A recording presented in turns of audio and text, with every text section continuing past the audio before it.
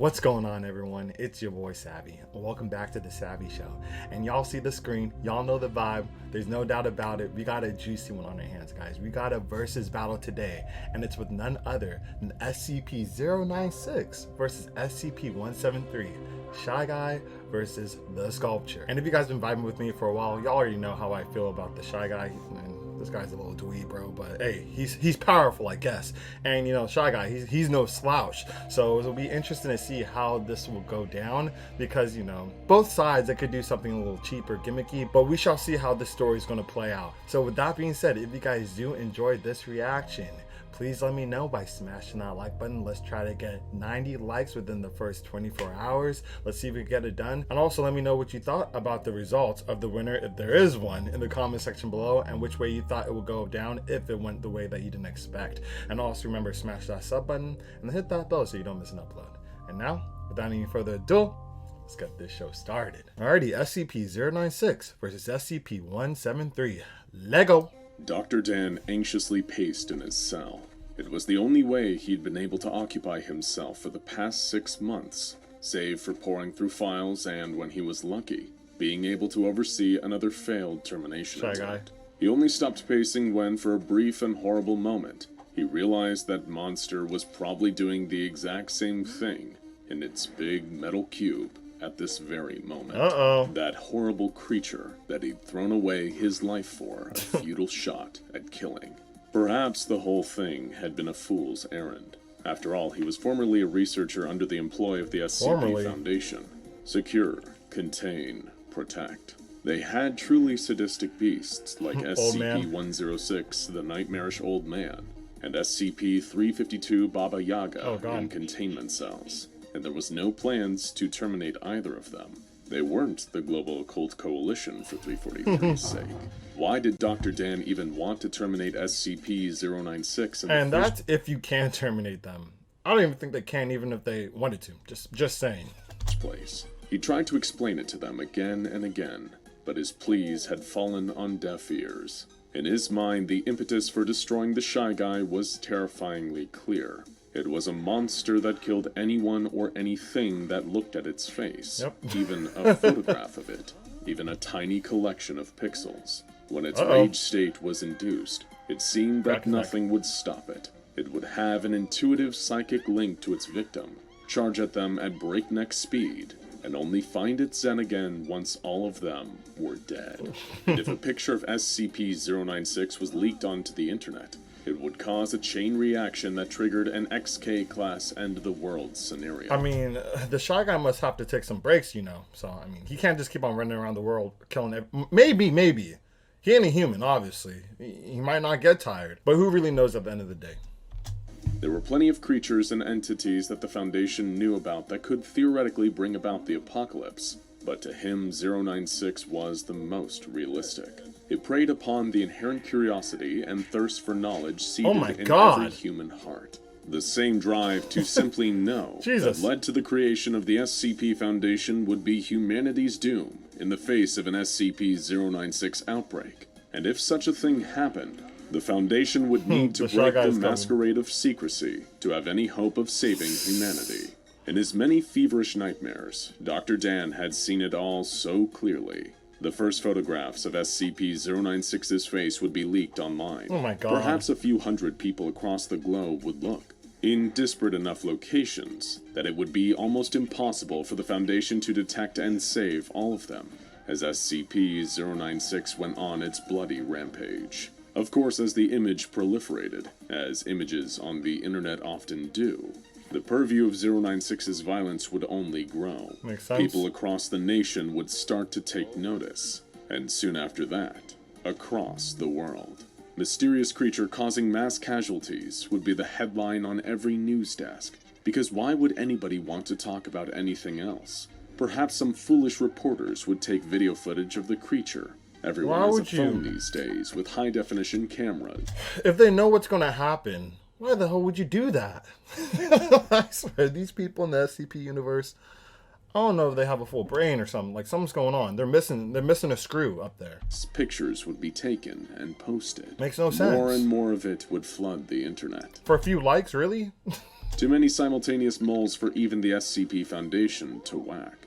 The news would spread. Panic and hysteria would spread. People wouldn't even know what's triggering all this horror if the Foundation didn't go public and tell them that it was the pictures that was killing everyone. And by then, wouldn't it already be too late? The antidote to fear is knowledge. It's why when anything goes wrong, we're refreshing timelines and feeds and news websites for any kind of information. Looks like they're having fun. And if you were told an unstoppable monster was killing scores of people and might be coming to a neighborhood near you sometime soon, wouldn't you want a good look at it? Wouldn't you want to know your enemy? No. Having no idea that the mere act of knowing was what sealed your horrible fate. Wait, they're still under the presumption that they don't know what's going to happen if you look at... Okay. One, like, there's no way they can't put two and two together. And that really wouldn't make sense because we literally saw the SCP Foundation with a megaphone saying, hey, don't look at him. Shy guy is coming and stuff. So it's warning the people and they still don't know? By Dr. Dan's bleak estimations, if only several million people died as a result of this kind of scenario, it could be considered a positive outcome. He'd seen it all. But no matter how many times he tried to articulate this to his superiors, he wasn't listened to. They didn't take him or the threat that SCP-096 posed seriously. Every time he warned of the apocalyptic potential of SCP-096, he was simply told to get back to working on those goggles. It was why he needed to give those naysayers a demonstration. It was why a certain photograph needed to show up in the home of a certain mountaineer. Wow. It's why all those people had to die. There was no other way. Really? The deaths of the civilians and the researchers and the mobile task force members were, of course, regrettable. But it was the only way to prevent the deaths of so many more. They gave him what he wanted. Permission to put this gangly time bomb in the ground. Even if the beast's death was inextricably tied to his own execution at the hands of the very employers who authorized him. The world was full of funny little ironies like that. Another one is that even though Dr. Dan now had the authorization and funding to terminate SCP-096, he was discovering that he lacked another important factor, the capability. They tried incinerating it, exposing it to massive amounts of radiation, exposing it to an insane degree of kinetic trauma, the equivalent of being hit by an out-of-control bullet train. They tested every kind of experimental, off-the-books weaponry that they had access to. Why would you waste this much time, effort, and funding when you literally have SCPs in containment that could probably take this dude out? That's why we're having this video, obviously, but come on, man. That should be my first thought of how to take out another SCP. I don't know, maybe throw another SCP at him. That's pretty powerful. Through various research projects, proton blasts, lasers, high-intensity energy beams, nothing. Even when they fried off every scrap of flesh on the monster's body, its unbreakable skeleton still remained, and in what seemed like no time at all, it'd be back in action. Its very existence seemed to mock him. The guard opened his cell door, staring disdainfully at the disgraced researcher. That same guard had slammed his head against a wall a month earlier. One of his friends had apparently been killed in the legendary 096 containment breach that set this whole sordid thing in motion. "Up and at 'em, scumbag!" he said in a gruff, surly voice, training a handgun on the doctor he knew wouldn't fight back. "They need you in test chamber 6. Dr. Dan allowed himself a small grin, imperceptible to the guard who clearly hated his guts. That's it. They'd approved his 096 versus 682 cross-test. Marvelous. How marvelous. I want to see this. To all the others, it would seem Already like saw just it. one more entry in a long line of 682 cross-tests. Where's the He sculpture? thought it darkly funny. In his eyes, the Foundation had no hope of ever killing SCP-682. Y'all can't. Its defining quality was being impossible to kill, and it didn't present nearly the threat to the entire world that 096 posed. Yeah. Their futile attempts to murder the lizard were little more than a money sink to justify the site's exorbitant funding. Saw that. But perhaps he could turn this to his benefit. Maybe SCP-682 would hold the secret to actually killing off his nemesis. Within 30 hours, Dr. Dan had his disappointing answer. Both anomalies had undeniably done a real number on each other, and Dr. Dan did take a kind of sick amusement in the mental trauma that SCP-682 had induced in 096. This boy tweaking. But ultimately, it was all for nothing.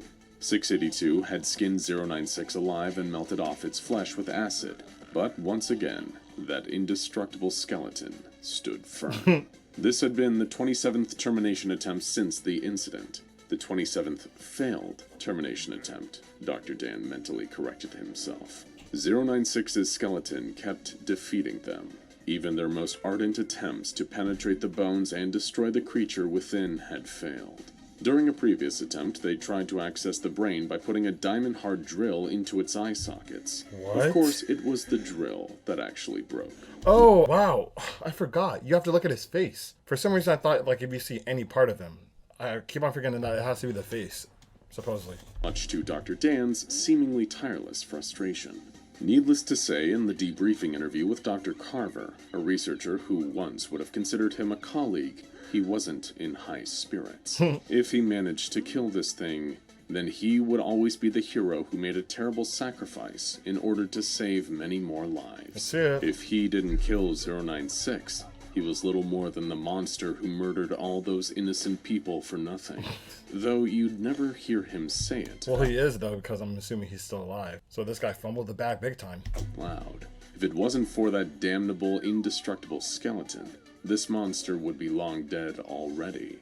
If only there was some way to break the creature's bones. That's when it hit him. SCP-173, the sculpture. A Site-19 icon often overlooked because of its more silent but deadly style, but undeniably one of the most frightening and dangerous anomalies out Laughing there. like that. It had racked up a truly shocking body count since it was first interred at Site-19 in 1993, one broken neck at a time. And it's one of the few creatures out there that even the hard-to-destroy reptile himself is utterly terrified of. Perhaps a monster that practically has a PhD in breaking bones would be the ideal candidate to vandalize the Shy Guy's vertebrae. Vandalize. Once his proposal was greenlit for initial testing, Dr. Dan arranged for the Shy Guy, with a bag over his head of course, to be brought into a testing chamber with the ever-stoic SCP-173. Let's see it. When all of the researchers and guards were safely outside, all it took was a single blink to make all of Dr. Dan's darkest dreams come true. In the nanoseconds his eyes were closed, he heard the most beautiful sounds in the world. A loud, fleshy crunch, and a pained howl from 096. Oh? He opened his eyes to an equally wondrous sight. 096 doubled over at an unnatural angle. Its spine snapped between the 4th and 5th vertebrae, spinal fluid leaking down the creature's flank. That freaky little sculpture had done it. It had actually damaged the integrity of the Shy Guy's skeleton. Didn't kill it, though. It was at that moment that Dr. Dan knew he could kill this thing. Admittedly, there was a containment breach shortly after that when the bag slipped off of 096's head, and it charged through the nearby steel wall, killing multiple people before being subdued and recontained. Oh my But God. when it comes to projects involving Dr. Dan, a mere handful of innocent people being killed sits comfortably within the acceptable margin of error. A day later, Dr. Dan was standing before a crowded I want to be boardroom his partner. with agents, researchers, and even I a wanna be few in the same members site. of the O5 Council in attendance. He explained his findings to them, and the fact that, even more importantly, they may have a way to bring the wretched existence of 096 to an absolute halt. His plans were approved. Not long after, he was putting them into motion. Dr. Dan was surrounded by researchers and heavily armed guards as 173 was escorted into the test chamber with a forklift. Okay. 096 was there, still bagged. Off to the side was a giant tub of hydrofluoric acid, connected to a hose and injector attachment.